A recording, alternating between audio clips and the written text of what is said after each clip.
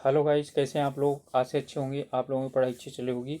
आप सब लोगों का एक बार फिर से आपके अपने ऑनलाइन प्लेटफॉर्म प्रयाग एकेडमी में बहुत बहुत स्वागत है। आज हम लोग उपस्थित हुए हैं एक बहुत ही चिर प्रतीक्षित वैकेंसी के नोटिफिकेशन को लेकर के, जो उत्तर प्रदेश लोअर पीसीएस की वैकेंसी है। ठीक है, ये जारी कर दी गई है और कई सालों के बाद आई है।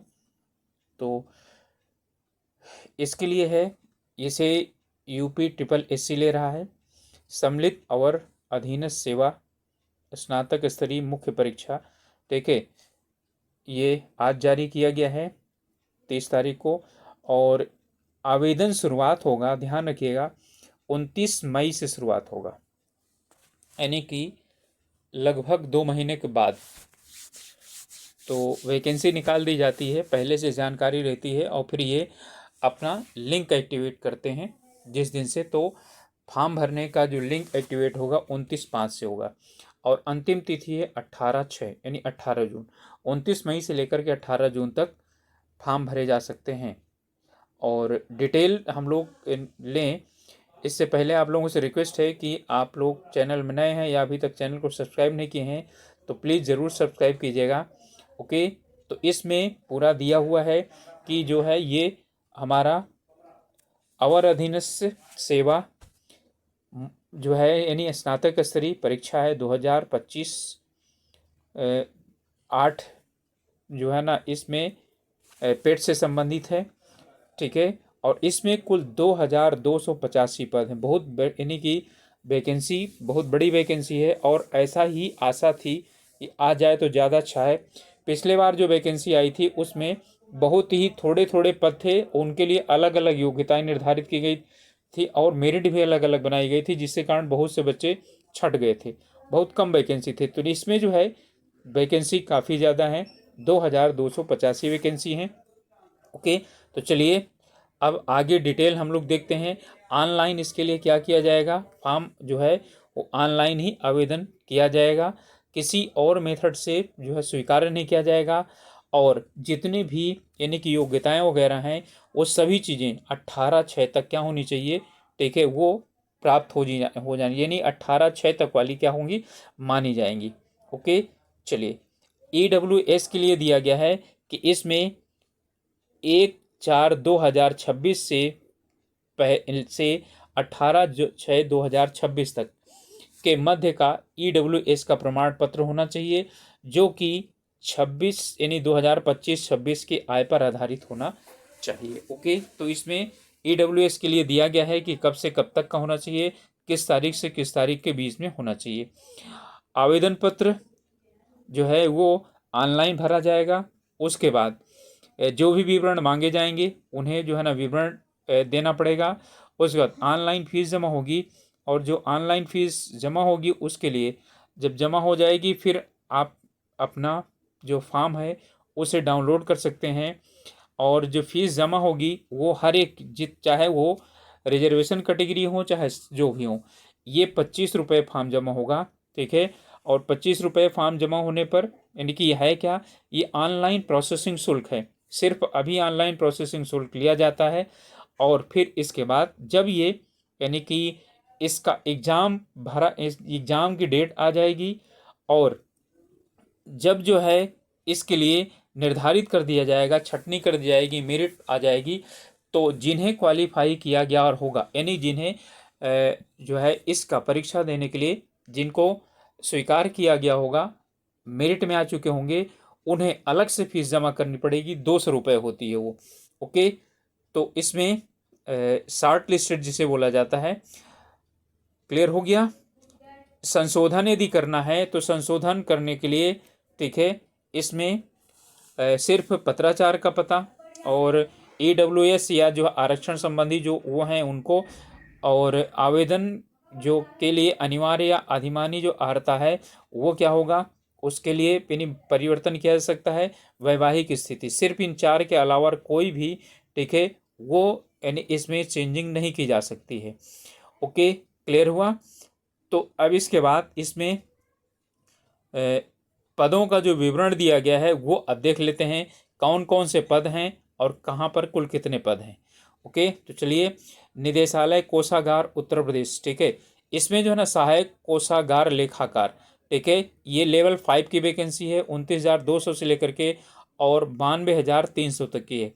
अनारक्षित के 278 पद, अनुसूचित जाति 75, अनुसूचित जनजाति 17, ठीक है, अन्य पिछड़ा वर्ग 124, ठीक है, आर्थिक रूप से कमजोर 54, तो कुल 548 वैकेंसी हैं इसमें, अस्थाई तरीके की है। और सहकारी समितियां एवं पंचायत लेखा परीक्षा निदेशालय उत्तर प्रदेश, इसके लिए लेखा परीक्षक के लिए है, ठीक है, इसमें भी ये वेतन 5 का है, ये 170 वैकेंसी, ठीक है, अनारक्षित हैं 87 वैकेंसी, अनुसूचित जाति 9, जनजाति 112, अन्य पिछड़ा वर्ग 41 जो वैकेंसी हैं वो हैं जो ईडब्ल्यूएस की, और 419 वैकेंसी जो हैं वो किसकी हैं, वो जो है 419 वैकेंसी कुल है ये। ओके, इसके बाद राज्य कृषि उत्पादन मंडी, ठीक है, में अमीन या नीलामकर्ता की जो वैकेंसी है ये भी लेवल 5 की है। कुल वैकेंसी हैं 323, 149 जो है ये जनरल की वैकेंसी हैं, और 65 एससी की, 1 एसटी की, 76 ओबीसी, 32 जो है ईडब्ल्यूएस। ओके, इसके बाद है नगर निकाय निदेशालय उत्तर प्रदेश के लिए अधिशासी अधिकारी, ठीक है, ईओ की वैकेंसी है। ओके, ये 109 जनरल के लिए, 36 जो है वो वैकेंसी हैं, एससी के लिए 4, एसटी के लिए 66, ओबीसी के लिए 23, ईडब्ल्यूएस के लिए कुल 238 वैकेंसी हैं। इसके बाद राज्य कृषि उत्पादन मंडी परिषद उत्तर प्रदेश में लिपि, साहटंकड़, रोकड़िया, सहलिपिक, लेखा लिपिक, ये लेवल 4 की वैकेंसी है, 25,500 से लेकर 81,100। कुल वैकेंसी हैं 229, ठीक है, 101 जो है ये अनारक्षित हैं, 48 एससी, 6 एसटी, 52 जो है वो ओबीसी, 22 ईडब्ल्यूएस। और कार्यालय चकबंदी आयुक्त, इसमें सहायक चकबंदी अधिकारी, ये सहायक आयतनीकरण अधिकारी, ये लेवल 6 की वैकेंसी है, ठीक है। अब लेवल 6 की कुछ वैकेंसियां हैं जो बहुत अच्छी और वैकेंसी हैं, इसमें 35,400 लेकर के 1,12,400 तक हैं। कुल वैकेंसी इसमें 168 हैं, अनारक्षित 78, एससी 30, एसटी 4 और ओबीसी 40 और ईडब्ल्यूएस की 16 वैकेंसी हैं। ओके, उद्योग एवं उद्यम प्रोत्साहन निदेशालय उत्तर प्रदेश कानपुर के लिए सहायक प्रबंधक यानी गैर तकनीकी, ये भी लेवल 6 की वैकेंसी है। 54 जो है इसमें जो वैकेंसी है वो अनारक्षित हैं, 29 जो वैकेंसी एसटी हैं, 3 एससी के हैं, 35 ओबीसी हैं, 13 जो वैकेंसी हैं वो ईडब्ल्यूएस के हैं। ओके, इसके बाद इसमें है सहायक प्रबंधक गैर तकनीकी विशेषज्ञ, यानी कि ये बैकलॉग वैकेंसी है, ये वाली जो वैकेंसी है वो बैकलॉग वैकेंसी है, ये भी लेवल 6 की वैकेंसी है। इसमें सिर्फ और सिर्फ क्या है, एक वैकेंसी एसटी की है, 2 वैकेंसी ओबीसी की है, तो backlog vacancy ST, SC, ST और ओबीसी की आती हैं, तो कुल 3 वैकेंसी है इसमें। इसके बाद इसमें है उत्तर प्रदेश राज्य सड़क परिवहन निगम, इसमें केंद्र प्रभारी, लेवल 5 की वैकेंसी है, 37 अनारक्षित, ठीक है, 5 वाले में 5200 से लेकर के 20,200 तक है, ठीक है, और एससी की 20, एसटी 1, 25 ओबीसी 9 जो हैं ये हमारे ईडब्ल्यूएस की वैकेंसी होंगी, कुल 92 वैकेंसी 92। ओके, इसके बाद हैं परिवार कल्याण महानिदेशालय उत्तर प्रदेश लखनऊ में वैकेंसी है, ये जिला सहायक प्रतिरक्षण अधिकारी, ये लेवल 6 के वैकेंसी है, ठीक है। अब इसमें 35 वैकेंसी तो ये जो हैं वो अनारक्षित की हैं, एससी की जो वैकेंसी हैं 18 हैं, एसटी की 1 है, 23 ओबीसी हैं, 8 जो वैकेंसी हैं वो ईडब्ल्यूएस की हैं, 85 वैकेंसी जो है वो कुल वैकेंसियाँ हैं। ओके, राज्य कृषि उत्पादन मंडी पर्यवेक्षक श्रेणी 2, ये लेवल 6 की वैकेंसी हैं, 35,400 से लेकर 1,12,400। 19 जनरल की वैकेंसी, 12 जो वैकेंसी हैं एससी की और 1 vacancy ST, 10 vacancy OBC, 4 vacancy जो है वो हैं ईडब्ल्यूएस की और 46 वैकेंसी कुल हैं। ओके, अब इसके बाद इसमें शैक्षिक आरक्षण है, ठीक है। तो यहाँ पर जो है यानी हम लोगों ने देख लिया कुल वैकेंसी जो है ना, इसमें 2285 वैकेंसी है। ओके, इसमें जो है जो क्षैतिज आरक्षण है वो अलग अलग है। ठीक है, इसमें जैसे महिलाओं के लिए जिसमें सहायक को लेखा कोषागार में 109 है। ठीक है, और इसमें जो सैन्य जो वियोजित हैं या भूतपूर्व सैनिक हैं, स्वतंत्रता संग्राम सेनानी, और जो है ना ये जो पीएस यानी कि जो है वो चैलेंजेस कैंडिडेट हैं, उनके लिए सब यहाँ पर वैकेंसी दी गई हैं। ठीक है, तो ये यानी हर एक में अलग अलग दिए गए हैं जिनको जहाँ जितनी उनको रिजर्वेशन मिलनी है।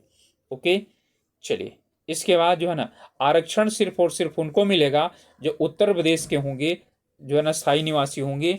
SC ST और OBC उन्हीं को ही मिलेगा, सभी को यहाँ पर नहीं मिलेगा। ओके, महिला जो आरक्षण है वो यहाँ पर लागू है, और वो दिया गया है कि महिलाओं का कितना कितना उसमें श्रेणीवार दिया गया है। उत्कृष्ट खिलाड़ियों के लिए भी यहाँ पर दिया गया है। अब सबसे जो प्रमुख है वो है इसमें योग्यता। ठीक है, तो सबसे पहले हम लोग देखेंगे कि इसकी अनिवार्य योग्यताएं क्या हैं। ओके, तो यहाँ पर जो सहायक कोषागार लेखाकार की वैकेंसी है उसके लिए है, सभी के लिए है कुल मिलाकर के, कुछ में थोड़ी स्पेशल है, नहीं सभी के लिए स्नातक है। तो यहाँ पर क्या होगा, स्नातक उपाधि है। और एक आपको बताया जा रहा है सिर्फ, और एक बार मैं बता दूंगा, अधिमानी का मतलब ये होता है कि ये एसेंशियल यानी जरूरी नहीं है, जरूरी ये है अनिवार्य स्नातक होना चाहिए। यदि जो है, अब ध्यान रखिएगा, ये सहायक कोषागार लेखाकार यानी अकाउंट्स में यानी कि कॉमर्स में स्नातक नहीं, सामान्य स्नातक होना चाहिए। ठीक है, तो इसमें ये दो दो दिए गए हैं योग्यताएं। ये इसका मतलब ये है कोई दो ऐसे कैंडिडेट हो गए जिनकी की मार्क्स सेम हुआ, तो उसमें देखा जाएगा कि किसी ने टेरिटोरियल आर्मी में प्रादेशिक सेना में 2 वर्ष का सेवा किया है तो उसे चयनित किया जाएगा, या एनसीसी का भी उसके पास प्रमाण पत्र होगा तो वो चयन किया जाएगा। ठीक है, यानी उसे प्रेफरेंस दिया जाएगा। ये होती है अधिमानी योग्यता, ये एसेंशियल नहीं है। ठीक है, अब इसके बाद यानी कि लेखा परीक्षक के लिए भी इसमें भी क्लियर है कि लेखा परीक्षक के लिए विधि द्वारा स्थापित विश्वविद्यालय से स्नातक की उपाधि मात्र इतनी होना चाहिए। ठीक है, अधिमानी योग्यता टेरिटोरियल आर्मी में 2 वर्ष की सेवा या एनसीसी बी ग्रेड। इसके बाद है अमीन या नीलामकर्ता। ठीक है, इसमें भी स्नातक उपाधि होनी चाहिए। ठीक है, और अधिमानी योग्यता में उसमें आता है कि कृषि विपणन में यदि कार्य का अनुभव रखता है, ठीक है, तो उसे वरीयता दी जाएगी। ओके, इसके बाद है अधिशासी अधिकारी। ठीक है, अधिशासी अधिकारी के लिए भी क्या है, स्नातक उपाधि होनी चाहिए। ओके, और ध्यान रखिएगा इसमें एक चीज ध्यान रखना है कि सिलेक्शन तो हो जाएगा लेकिन उसे स्थायी तब किया जाएगा जबकि वो उसके पास O लेवल का आ जाएगा। और अभी वैकेंसी आई थी, लगभग कुछ वैकेंसी थी, क्लियर नहीं मुझे, 500-600 वैकेंसी कुछ यानी कुछ समय पहले वो की गई थी, 2 साल पहले आई थी वैकेंसी, भरी गई थी। अभी तक उसमें से बहुत से ऐसे हैं जो कि ईओ तो बन गए हैं लेकिन वो O लेवल नहीं यानी क्वालिफाई कर पाए। तो जब तक यानी कि O लेवल क्वालिफाई नहीं करेंगे तब तक अस्थाई नहीं रहेंगे, यानी उन्हें जो अस्थाई का वेतनमान वगैरह है वो नहीं मिलेगा, इतना ध्यान रखिएगा। इसका मतलब है O लेवल कंपलसरी नहीं है एग्जाम देते समय या फॉर्म भरते समय, लेकिन जब नौकरी मिल जाएगी जिनको उन्हें जो है क्लियर इसमें दिया हुआ है कि उसमें कार्मिकों को उक्त पद पर स्थायीकरण के लिए अस्थायी नियुक्ति तभी मिलेगी जब उन्हें किसी मान्यता प्राप्त संस्थान से कंप्यूटर में O लेवल का डिप्लोमा प्राप्त कर लिया जाएगा तभी। ठीक है, क्योंकि अब ये O लेवल ही हो सकता है नीलेट से नौकरी के बाद जाकर आप किसी संस्थान से 1 साल का डिप्लोमा पढ़ करके नहीं कर सकते हैं, क्योंकि नौकरी करेंगे या वहां जाकर के रेगुलर एडमिशन लेंगे, इसलिए O लेवल का जरूरी होगा। तो इसे सिलेक्शन होने के बाद जरूर जो है वो क्या करना पड़ेगा, O लेवल करना ही करना पड़ेगा। ओके, अधिमानी योग्यताएं वही है टेरिटोरियल आर्मी में।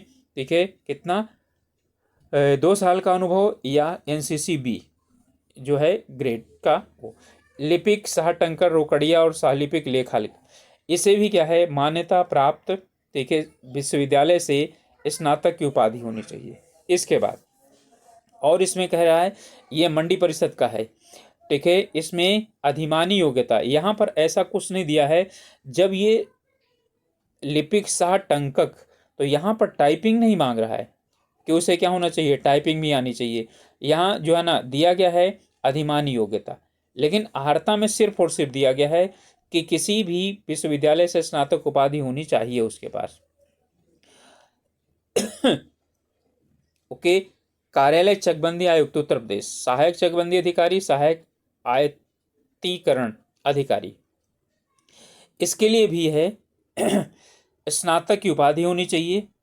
अधिमानी योग्यताएं इसमें 3 हैं, जो जिसने एलएलबी किया हो पहली, दूसरा टेरिटोरियल आर्मी में 2 वर्ष का कार्य अनुभव, तीसरा है एनसीसी बी प्रमाण पत्र। सहायक प्रबंधक गैर तकनीकी सामान्य चयन यानी विशेष चयन, उनमें से दोनों में से कोई सा भी है, तो ये विशेष चयन के लिए ही आई है। इसमें है विश्वविद्यालय की उपाधि, यानी कि इसमें भी क्या होना चाहिए, ग्रेजुएट होना चाहिए, इसलिए इसका नाम स्तरीय यानी स्नातक स्तरीय परीक्षा रखा ही गया है। और अधिमानी योग्यताओं में टेरिटोरियल आर्मी में 2 वर्ष का सेवा या एनसीसी बी ग्रेड का प्रमाण पत्र। केंद्र प्रभारी सड़क परिवहन निगम में, इसमें भी है स्नातक उपाधि और देवनागरी लिपि का ज्ञान, ये जरूरी है। ओके। इसके बाद है 9वां परिवार कल्याण निदेशालय उत्तर प्रदेश, जिला सहायक प्रतिरक्षण अधिकारी, इसमें अब ये विशेष है, ठीक है। यहाँ पर दिया है माध्यमिक शिक्षा परिषद की उत्तर प्रदेश की इंटरमीडिएट यानी कि 10+2 यानी 12th में, इसे सिर्फ वही भर सकता है जिसका 12th में विज्ञान और गणित विषय रहा हो, ठीक है, और साथ में उसने क्या किया हो, स्नातक उपाधि ग्रहण की। स्नातक किसी में हो सकता है, लेकिन इंटरमीडिएट साइंस साइट होना चाहिए, और किसमें, साइंस विथ मैथमेटिक्स, बायोलॉजी वाले नहीं डाल सकते इसको, ठीक है। तो इसके लिए ये दिया गया है, ग्रेजुएशन होना चाहिए, साइंस होना चाहिए, मैथमेटिक्स वाला, ठीक है। इसमें टेरिटोरियल आर्मी में 2 वर्ष का जो है ना, यानी कि यहाँ पर सेवा होनी चाहिए, बी प्रमाण पत्र होना चाहिए। नेशनल कैडेट कोर में किसी मान्यता प्राप्त संस्थान से कंप्यूटर में डिप्लोमा अथवा डिग्री प्राप्त किया हो, ये तीसरी अधिमानी योग्यता है इसमें। ओके। इसके बाद है राज्य कृषि उत्पादन मंडी परिषद में मंडी पर्यवेक्षक श्रेणी 2, इसके लिए भी दिया गया है, इसमें विशेष योग्यता है, किसी मान्यता प्राप्त विश्वविद्यालय से कम 50 अंकों के साथ स्नातक, ध्यान रखिएगा, यानी ग्रेजुएशन होना चाहिए, लेकिन कितना, 50% के साथ, 50% से कम वाले से नहीं भर सकते, और साथ में और भी चाहिए, और वो क्या है, वो ये है कि इसमें भी इंटरमीडिएट में कम से कम 50% अंक होने चाहिए। ओके। लेकिन ये सामान्य के लिए है, अनुसूचित जाति, अनुसूचित जनजाति, अनपिछड़ा वर्ग अभ्यर्थियों के लिए मान्यता प्राप्त विश्वविद्यालय से 45% अंक के साथ स्नातक, और इंटरमीडिएट में 45% अंक, यानी इंटरमीडिएट में ये नहीं कि इसमें साइंस होना चाहिए, कोई भी हो, लेकिन 50% या 45% से ऊपर होना चाहिए। ओके। यहाँ पर जो है दिया गया है, अब आयु देखेंगे, सभी में आयु जो है वो हमारी कितनी है, 21 वर्ष से और 40 वर्ष तक, ठीक है। कब, 1 जुलाई 2026, 1 जुलाई 2026 को, ठीक है, 21 वर्ष से कम नहीं होना चाहिए और 40 वर्ष से अधिक नहीं होना चाहिए, ठीक है। इसमें एक वैकेंसी है जिसमें कि 18 वर्ष मांगा गया है मिनिमम, ठीक है। सब में 21 से 40, ठीक है, 21 से 40, और सभी को SC ST OBC को बाकायदा छूट मिलेगी, लेकिन वो उत्तर प्रदेश के सिर्फ होने चाहिए, 21 से 40 वर्ष। ओके। 21 से 40 वर्ष। इसके बाद इसमें है 21 से 40 वर्ष, और इसमें दिया गया है ये जो केंद्र प्रभारी है, ठीक है, केंद्र प्रभारी में 18 वर्ष से लेकर के 40 वर्ष तक। ओके। 18 वर्ष से लेकर के 40 वर्ष तक की जो है, यानी कि इसमें होनी चाहिए। इसके बाद इसमें भी 21 से 40 वर्ष, ये भी 21 से 40 वर्ष, बाकी सब के लिए क्या चीज़ है, 21 से 40 वर्ष। अब हम लोग देखते हैं कि इसमें जो परीक्षा का है वो क्या है सिस्टम, ठीक है। तो यहाँ पर दिया गया है कि यहाँ पर परीक्षा आयोजित की जाएगी, 100 अंक की होगी, ठीक है, और कितना होगा, 2 घंटे की होगी, और इसमें 1/4 अंक क्या हो जाएंगे, काटे जाएंगे। ठीक है, 100 अंक की, ठीक है, 25% अंक यानी 1/4 अंक क्या हो जाएंगे, काटे जाएंगे। अब पूरा सिलेबस दिया गया है। 65 अंक का जो है ना सामान्य ज्ञान आएगा, 15 अंक आएगा कंप्यूटर का, और 20 अंक आएंगे उत्तर प्रदेश के, और 20 ही नंबर यानी क्वेश्चन रहेंगे। 5 प्रश्न जो है भारत का इतिहास, राष्ट्रीय आंदोलन, और 5 अंक के होंगे। ठीक है, भारतीय राज्य व्यवस्था में भारतीय संविधान, 10 प्रश्न 10 अंक। ठीक है, भारत एवं विश्व का भूगोल, 5 प्रश्न 5 अंक। भारतीय अर्थव्यवस्था एवं सामाजिक विकास, 10 प्रश्न 10 अंक। ठीक है, सामान्य विज्ञान, 5 प्रश्न 5 अंक। ओके, इसके बाद पर्यावरण, पारिस्थितिकी एवं आपदा, इन्होंने सिलेबस अब बदल दिया है। ठीक है, 10 प्रश्न 10 अंक। राष्ट्रीय और अंतर्राष्ट्रीय महत्व की समसामयिक घटनाएं, 5 प्रश्न 5 अंक। यानी इन्होंने करंट अफेयर का क्या कर दिया है, कम कर दिया है। सामान्य बुद्धि परीक्षण, ठीक है, 5 प्रश्न 5 अंक। प्रारंभिक गणितीय ज्ञान, 5 प्रश्न 5 अंक। सामान्य हिंदी, 5 प्रश्न 5 अंक। कंप्यूटर से संबंधित जानकारी, 15 प्रश्न 15 अंक। और उत्तर प्रदेश से संबंधित, ठीक है, 20 प्रश्न 20 अंक। कुल 100 प्रश्न होंगे, 100 अंक का होगा, और 2 घंटे का पेपर होगा। ओके, अब विस्तार से दिया गया है। जो इंग्लिश मीडियम वाले बच्चे हैं, वो भी हिंदी मीडियम वाले बच्चे हैं, वो भी इसे पहले पूरा डाउनलोड कीजिए नोटिफिकेशन, फिर उसके बाद आपको क्या करना है, इन्हें पढ़ना है, सिलेबस पूरा जो दिया गया है वो।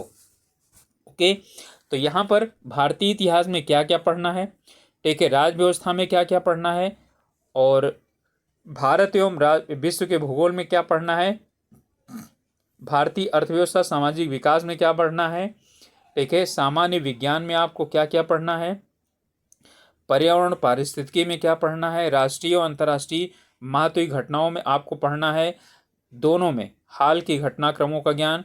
सामान्य बुद्धि परीक्षण में आपका युक्ति संगत और आलोचनात्मक तथा विश्लेषणात्मक योग्यता आधारित प्रश्न, जिनमें अभ्यर्थी परिणाम और परख अभिक्षमता परख सकते हैं। ठीक है, और इसमें प्रारंभिक गणितीय ज्ञान हाई स्कूल स्तर का होगा। अंकगणित, बीजगणित, रेखागणित, सांख्यिकी विश्लेषण, ग्राफ डायग्राम, सांख्यिकी, ग्राफी डायग्राम प्रारूप प्रस्तुत करने में सामान्य ज्ञान संबंधी परिणाम निष्कर्ष निकालने में सक्षम रहो। सामान्य हिंदी में ये आएंगे, शासकीय अशासकीय वैयक्तिक और व्यावसायिक समस्याओं के निराकरण हेतु संबंधित को संबोधित पत्र, कार्यालय आदेश, अधिसूचना और परिपत्र संबंधी प्रश्न। ठीक है, वर्ण और ध्वनि विचार, ठीक है, उच्चारण, लेखन, स्वर, व्यंजन, मात्रा पहचान, प्रयोग, ध्वनियों का वर्गीकरण, शब्द रचना, संधि और संधि विच्छेद, समास, उपसर्ग और प्रत्यय, शब्द के प्रकार, तत्सम, अर्ध तत्सम, तद्भव, देशज, विदेशी, संज्ञा, सर्वनाम, विशेषण, क्रिया, अव्यय, क्रिया विशेषण, संबंध सूचक, विस्मय बोधक, निपात। और इसके बाद शब्द ज्ञान में पर्यायवाची, विलोम शब्द, शब्द युग्म, 5 नंबर का आना है। अब इनमें से क्या कहाँ से चुन करके देंगे, कहीं से भी दे सकते हैं। वाक्यांश के लिए 1 शब्द, समश्रुत भिन्नार्थक शब्द, समानार्थी शब्द, उपयुक्त शब्द चयन, संबंधवाची शब्दावली, शब्द शुद्धि, व्याकरण की कोटियाँ, परसर्ग, ठीक है, परसर्ग को किसे कहते हैं बच्चों, परसर्ग बोलते हैं कारक को। ठीक है, लिंग, वचन, पुरुष, काल, वृत्ति, पक्ष और वाच्य। और वाक्य रचना कितने प्रकार के हैं, सरल, संयुक्त, मिश्र और, ठीक है, वाक्य शुद्धि, विराम चिन्हों का उचित प्रयोग, मुहावरे और लोकोक्तियाँ, इतना है। कंप्यूटर संबंधी जानकारियाँ ज़्यादातर, ठीक है, ये सामान्य जानकारियाँ होती हैं। इंटरनेट से संबंधित क्या होती हैं, ये सभी जानकारियाँ। और जो अब आजकल क्या है, AI, ठीक है, इनसे संबंधित जानकारियाँ। ठीक है, डिजिटल वित्तीय उपकरण, भविष्य के कौशल, साइबर सुरक्षा और इनका उपयोग कंप्यूटर का। ठीक है, उत्तर प्रदेश संबंधी जानकारियाँ, उत्तर प्रदेश का इतिहास, संस्कृति, कला, वास्तुकला, त्यौहार, लोक नृत्य, साहित्य, क्षेत्रीय भाषाएं, विरासत, सामाजिक रीति रिवाज, पर्यटन, भौगोलिक परिदृश्य, पर्यावरण, प्राकृतिक संसाधन, जलवायु, मिट्टी, वन, वन्यजीव, खान और खनिज, अर्थव्यवस्था, कृषि, उद्योग, व्यवसाय और रोजगार, राज्य व्यवस्था एवं प्रशासन, समसामयिक घटनाओं एवं विभिन्न क्षेत्रों में उत्तर प्रदेश राज्य की उपलब्धियां, ये हैं। ठीक है, और ये इंग्लिश में दिया गया है, यही सेम सिलेबस। तो जो इंग्लिश मीडियम वाले बच्चे हैं वो देख सकते हैं। तो ये जानकारी थी आप लोगों के लिए, लगता है जो है आप लोगों को जानकारी अच्छी लगेगी। और जो बच्चे योग्य हैं वो क्या करिए, ज़रूर इसमें भरिए, ठीक है। ऑल ओवर इंडिया के बच्चे इसको अप्लाई कर सकते हैं, ठीक है। लेकिन ध्यान रहे, ठीक है, कि ये जो वैकेंसी है वो किस पर आधारित है, वो पेट परीक्षा 2025 पर आधारित है। तो जिन बच्चों ने क्या किया है, पेट जो है ना पीईटी आयोजित होता है, पीईटी 2025 की जो यानी कि जिन्होंने दिया है वही सिर्फ इसे अप्लाई कर सकते हैं, क्योंकि उसी के रजिस्ट्रेशन नंबर से ही अप्लाई होगा ये। ओके, तो यानी कि प्रारंभिक अर्हता परीक्षा 2025 के नॉर्मलाइज स्कोर के आधार पर ही क्या होगी, मेरिट बनेगी। यानी जो मेरिट बनेगी फाइनल एग्जाम देने के लिए, वो नॉर्मलाइज स्कोर के आधार पर ही क्या किया जाएगा, मेरिट बनेगी, ठीक है। और यानी अभ्यर्थियों को शॉर्ट लिस्ट किया जाएगा। ओके, और फिर इसके बाद यानी कि इसमें जो प्रारंभिक अर्हता परीक्षा 2025 है, ठीक है, उसके नॉर्मलाइज या वास्तविक स्कोर, ठीक है, में जिसका शून्य या ऋणात्मक अंक जो है ना के अभ्यर्थी हैं, वो ना जो है यानी उन्हें शॉर्ट लिस्ट नहीं किया जाएगा। फॉर्म भर सकते हैं लेकिन उन्हें शॉर्ट लिस्ट में सम्मिलित नहीं किया जाएगा। ओके, तो 0 से ऊपर जिनके हैं तो भर सकते हैं और मेरिट काफ़ी कम जाएगी। ओके, तो आशा है आप लोगों को जानकारी अच्छी लगी होगी। और किस प्रकार की जानकारियाँ चाहिए ये आप लोग बता सकते हैं। इसके बाद मिलते हैं हम लोग अगले वीडियो में। तब तक के लिए अपने स्वास्थ्य का ध्यान रखिए और अपनी पढ़ाई अच्छी तरह से कीजिए। और एक रिक्वेस्ट है कि चैनल में नए हैं या चैनल को अभी तक सब्सक्राइब नहीं किया है तो ज़रूर सब्सक्राइब कीजिए। Okay, thank you, all the best.